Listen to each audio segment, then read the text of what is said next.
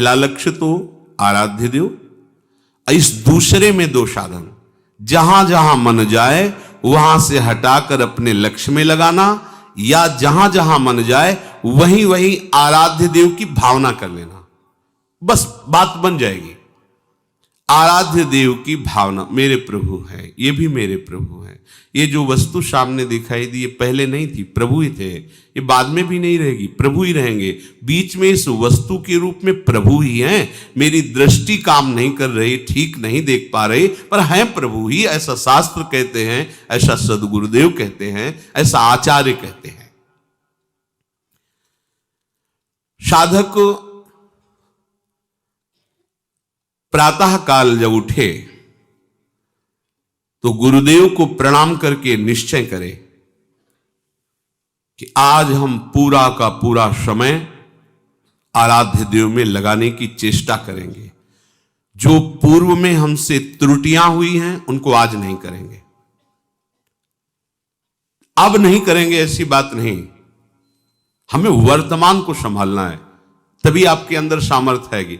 आज से कभी नहीं करेंगे तो आप हो सकता है न चल पाए, क्योंकि आप में इतनी संकल्प पवित्र बुद्धि नहीं है, इतना जोर का संकल्प नहीं है कि आपने कह दिया कि आज के बाद नहीं करेंगे तो ये भीष्म प्रतिज्ञा हो गई।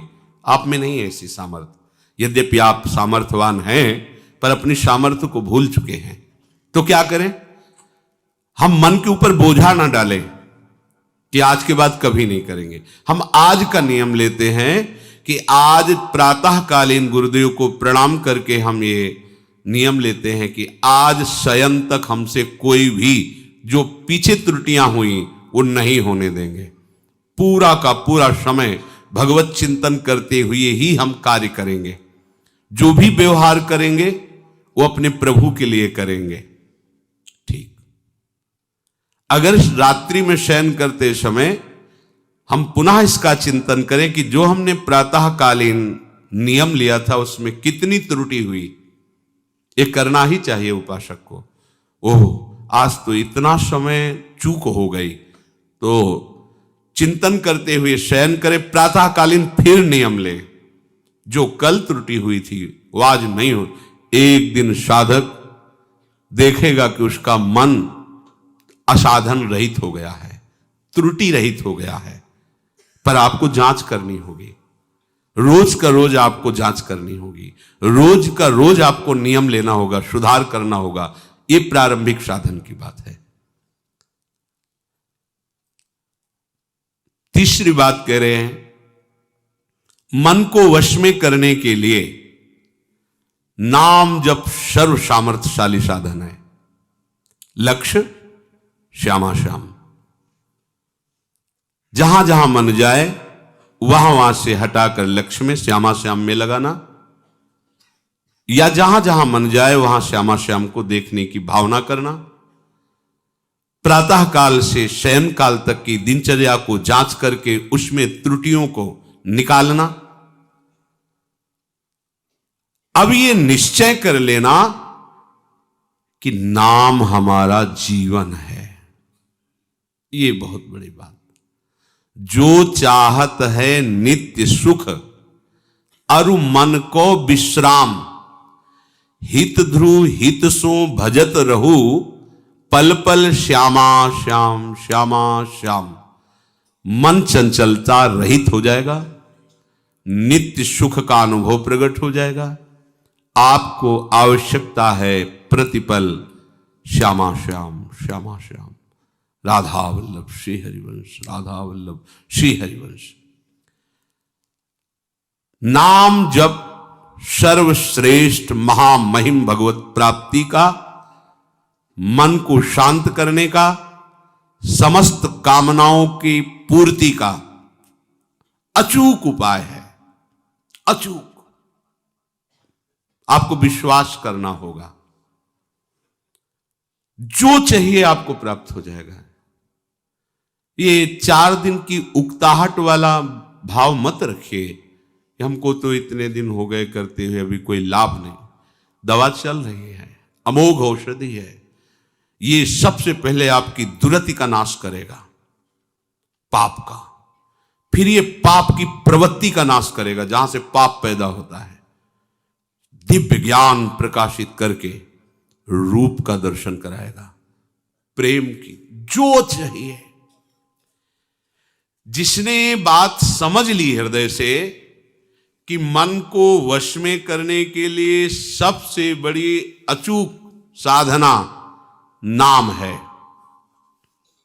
गोस्वामी श्री तुलसीदास जी कह रहे हैं, अय जीव तू सदा नाम का अनन्य बन।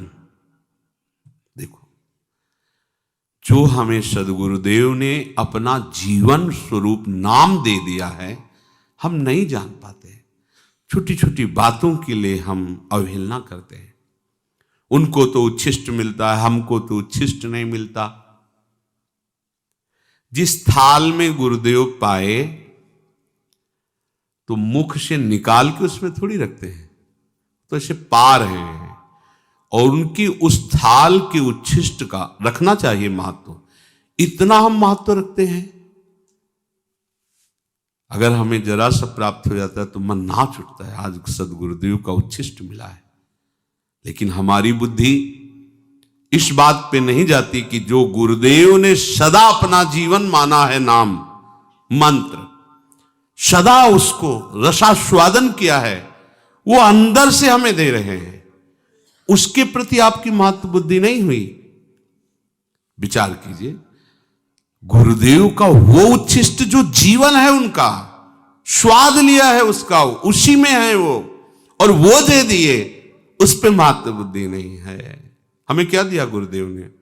उनको तो स्वेटर दिया है, उनको माला पहनाया है, उनसे हंस के बात करते हैं, हमको क्या? ओहो, ये बाहरी चेष्टाएं गुरुदेव की कृपा मानी जाती है क्या? ये तो विषय संसारी पुरुषों को मिल जाती है। संत उदार दयालु हैं। ये जो आपको नाम मिला, ओहो, इसके अनन्य हो जाओ, गोस्वामी जी कह रहे हैं। और अनन्य का भाव बड़े भाव से, यही हमारा जीवन हो जाए। जो चाहते हैं नित्य सुख और मन को विश्राम, हित ध्रुव हित सो सानुराग रे, राधा राधा राधा राधा वल्लभ श्री हरि। अमृत है अमृत, आप पान तो करो इस अमृत का, चिरंजीवी हो जाओगे। राधा राधा। इस कलिकाल में वैराग्य, योग, यज्ञ, तपस्या, बड़े बड़े दान, ये हमें आनंद प्रदान नहीं कर सकते, क्योंकि ऐसी मलिनता है कि दान दे के अहंकार आ जाएगा तो दान का काम खत्म। और यज्ञ के लिए पवित्र सामग्री नहीं रह गई, समिधा नहीं रह गई, सब अपवित्र हो रहा है। तपस्या, शरीर ऐसे कमजोर हो रहे हैं कि तप के लायक नहीं कि सीधे प्रकृति का वार झेल सके। और योग तो बहुत ही कठिन है। 8 घंटे 10 घंटे सिद्धासन में बैठे हुए और पद्मासन लगाए हुए आराध्य देव के चिंतन में डूब, बड़ा कठिन है। यहां 30 मिनट एक स्थिति में तो बैठा नहीं जाता है, हिलाना डुलना। 8 घंटे 10 घंटे बिना हिले डुले, कितना कठिन योग है। प्राणों को वश में करके शरीर को। हे कृष्ण, तेरे होठ मधुर